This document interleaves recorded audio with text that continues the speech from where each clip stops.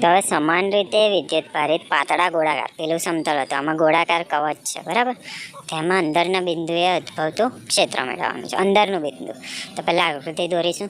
તો પહેલું એક કવચ આવશે બરાબર. એક કવચની અંદર કીધું છે, અંદર એટલે કે અંદર એક ડોટેડ લાઇનથી એક બીજું સર્કલ દોરીશું.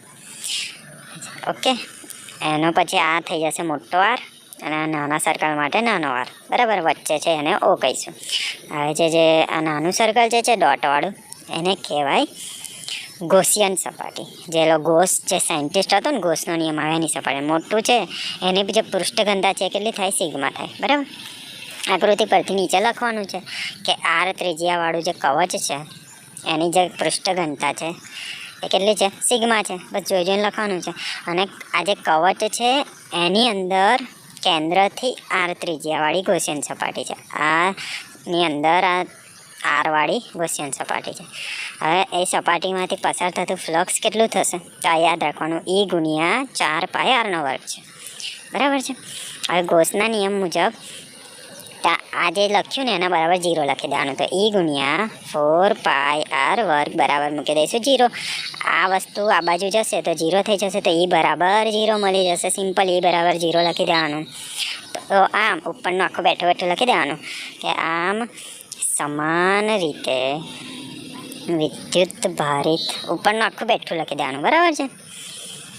કે પાતળા ગોળાકાર કવચની અંદરની તરફ, આ અંદરની તરફ હતો, જો આપણે બહારની તરફ જોઈશું બરાબર. તો કે અંદરની તરફ જે વિદ્યુત ક્ષેત્ર છે એ કેટલું મળે છે, 0 મળે છે. ઉદ્ભવતું વિદ્યુત ક્ષેત્ર કેટલું મળે છે, 0. યાદ રાખવાનું, અંદરની તરફ કેટલું મળે છે, 0. ઓકે, આટલું જ કરવાનું છે.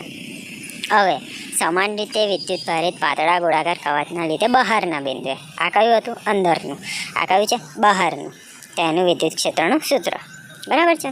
હવે બહારની માટે પહેલાં તેલો કવચ દોરીશું, ગોળાકાર કવચ. એ ગોળાકાર કવચ આમાં અંદરની તરફ હતું, આમાં બહારની તરફ કીધું છે. તારું ડોટેડવાળું કઈ આવશે, બહારની તરફ બરાબર છે. ઓકે, હવે આ જે કવચવાળું હતું એ પોઈન્ટ ઓથી આ કેટલું થશે, મોટો આર. અને ડોટેડવાળું હતું એ કેટલું થશે, નાનો આર બરાબર છે. આ જોઈજો ને લખવાનું. આજે અહીંયા આગળ મોટો આર છે, નાનો આર મોટો છે અહીંયા આગળ, તો આવી રીતે બતાવવાનું. અને અહીંયા આગળ મોટો આર મોટો છે બરાબર. તો મોટો આર બાજુ આવ્યું ખુલ્લું રાખવાનું બરાબર. તો ખાલી સમજવા માટે છે. હવે જોઈને લખીશું આકૃતિ જોઈને બરાબર. તો કે આર ત્રિજ્યાના એક ગોળાકાર કવચ પર વિદ્યુત ભારની સમાન પૃષ્ઠઘનતા સિગ્મા છે. પેલા જેવું છે, અંદર જેવું લખ્યું તેવું લખ્યું. આને શું, આની પૃષ્ઠઘનતા કેટલી છે, સિગ્મા. અને ડોટેડવાળું શું છે, ગોસિયન સપાટી. કઈ સપાટી, ગોસિયન સપાટી. ઓકે, આ જોઈને લખ્યું બરાબર. આ બેઠું જ લખવાનું છે. હવે કવચની બહાર, અહીંયા આગળ કયું હતું, કવચની અંદર, પણ અહીંયા આગળ શું છે, બહાર આર ત્રિજ્યાની શું છે, ગોસિયન સપાટી છે બરાબર. ઓકે, હવે એમાં જે પસાર થતું ફ્લક્સ કેટલું થશે, E ગુણ્યા ΔS બરાબર. જે ΔS શું છે, ક્ષેત્રફળ છે. આ જે વસ્તુ છે એનું ક્ષેત્રફળ છે. એને શું કહેવાય, 4πr² એટલે કે વર્ગ. હવે જે ફ્લક્સ છે એને ફાઈ કહીશું બરાબર. આ E એવો ને એવો લખી દીધું, અને ΔSની જગ્યાએ શું મૂકીશું, 4πr² લખી દીધું. બસ. હવે ગોસના નિયમ પરથી આ જે ફ્લક્સવાળું લખ્યું આવ્યું E ગુણ્યા 4πr², એ બેઠું લખી દઈશું આપણે પહેલાં બરાબર. હવે આ નાનો આર હતો, હવે મોટા આરવાળું લખીશું. આ મોટા આરવાળું, તો 4π મોટા r² ગુણ્યા સિગ્મા ના છેદમાં ε0. સિગ્મા કમ લખ્યું, કેમ કે આરની જોડે પૃષ્ઠઘનતા એની કેટલી હતી, સિગ્મા. આરની જોડે પૃષ્ઠઘનતા સિગ્મા હતી બરાબર. હવે આ 4π સેમ છે, ઉડી જશે તો રહેશે શું, તો r² સામે જશે તો નીચે જશે. તો E બરાબર અહીંયા આગળ સેમ ટુ સેમ એવું લખી દેવાનું, r² એવો ને એવો, સિગ્મા પણ એવો ને એવો, નીચે r² નીચે જશે અને ε0 બરાબર છે.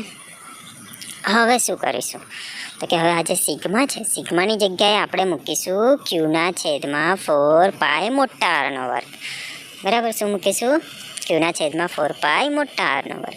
તો E બરાબર આ r² એવો ને એવો, અને નીચે પણ નાનો r² ને ε0 એવો ને એવો, પણ આ સિગ્માની જગ્યાએ મૂકીશું આવ્યું Qના છેદમાં 4π આ r². હવે ઉપર નીચે r સેમ દેખાય છે, બંને ઉડી જશે. તો જે રહે એ લખી દેવાનું બરાબર છે.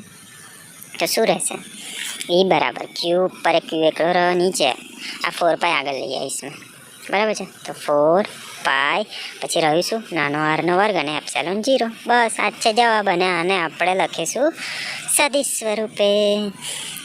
તો સદિશ સ્વરૂપે કેવી રીતે લખીશું મિત્રો? સદિશ સ્વરૂપે એની ઉપર એરો આવી જશે, બરાબર. ક્યુના છેદમાં આ બેઠું લખી દેવાનું. 4 પાય આર સ્ક્વેર એપ્સિલોન 0. એની જગ્યાએ આર ઉપર ટોપી આવશે. સદિશ સ્વરૂપમાં આર ટોપીવાળું, બરાબર. આ બહારની તરફ, અંદરની તરફ આમાં 0 હતું. બહારની તરફમાં આવ્યું સૂત્ર યાદ રાખવાનું. ઓકે, આ આરનું આ ટોપીવાળું લખી દેવાનું, બરાબર છે. બસ આટલું જ કરવાનું.